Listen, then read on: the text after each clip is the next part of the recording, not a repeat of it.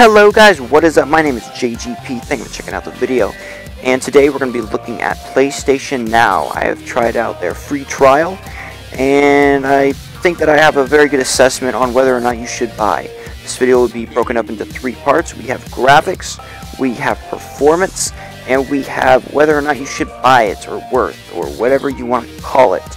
So, graphics.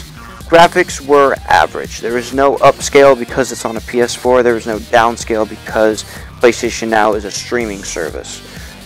Quickly, if you don't know what that means or how PlayStation Now works, the PlayStation 3 game that you get is run off the internet. So it is streaming the video from the internet to your PS4. Okay, that's how PlayStation Now works. So, again, it was very decent video, no ups, no downs, just what I would expect a PlayStation 3 version to look like. As far as performance goes, you're going to have a very mixed bag of performance. As far as BioShock Infinite goes, which is what you're watching right now, it was decent. There is a little bit of jerkiness in the normal PlayStation 3 version of BioShock Infinite, and with the lag or input lag that is coming from your controller up to the internet, down to your PS4, and then into your TV, it is a little clunky at times. You're not going to be doing any sniping really in BioShock Infinite. Excuse me. So it would be playable. It is a very playable game with the input lag. However, there are a lot of games on PlayStation Now that are unplayable, namely Killzone 3, which I couldn't stand playing that game. The input lag was horrible. I did try out the multiplayer. The multiplayer is awful. It's unplayable. So games that are going to naturally be jerky or be clunky are not going to be a very good experience as far as playing them.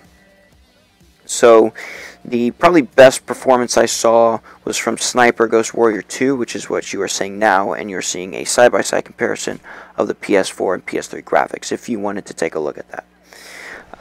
The performance in Sniper Ghost Warrior 2 was very good. There was very minimal input lag, very playable. I did not try the multiplayer, mainly because I kind of don't like it, and it's kind of annoying. But the campaign is very playable, very good frames, very minimal input lag. So if you're a fan of sniping games, this definitely works. Now, my last game that I'm going to be showing after this is Super Street Fighter 4, and the performance on it was excellent. Couldn't have asked for a better performance. It's probably the pinnacle of what PlayStation wants their service to look like. Input lag was unnoticeable. I couldn't even notice it. The frames per second was excellent. So really just all around, it was a good experience. Had a lot of fun playing through that. And then we're on to should you buy it. Being that I've had pretty much nothing but good things to say about the good experience games, Sniper Ghost Warrior 2, BioShock Infinite was definitely playable. Sniper Elite V2 was another playable game. A very good performance as far as what I would expect, but they're asking $20 a month for the service. And if they had maybe 500 or 400, maybe even 300 games that you could choose from to play, I would say definitely could be worth it. However, there's just over 100. And they seem to have just stretched the amount of games among the genres. It's really confusing why they did what they did. They've got like 20 racing games. I don't understand why you would need 20 racing games. That just blows my mind why you would even add that many anyway.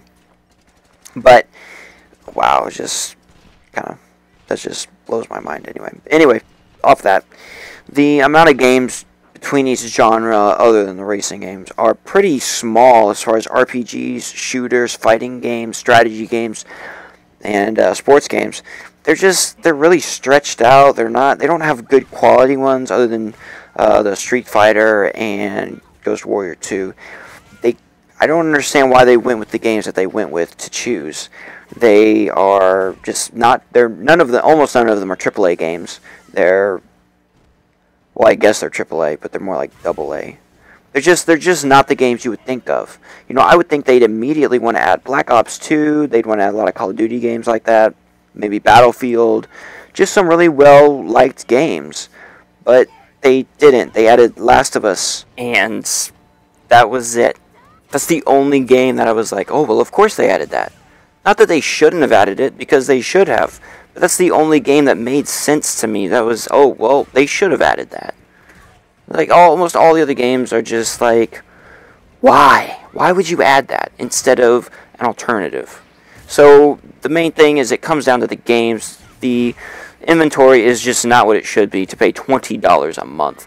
Of course, you may think it's worth it, and hurrah to you. Make sure to check out the free trial, though, first. So anyway, guys, thanks for checking out the video. Don't forget to like and subscribe, and I'll see you guys in the next video.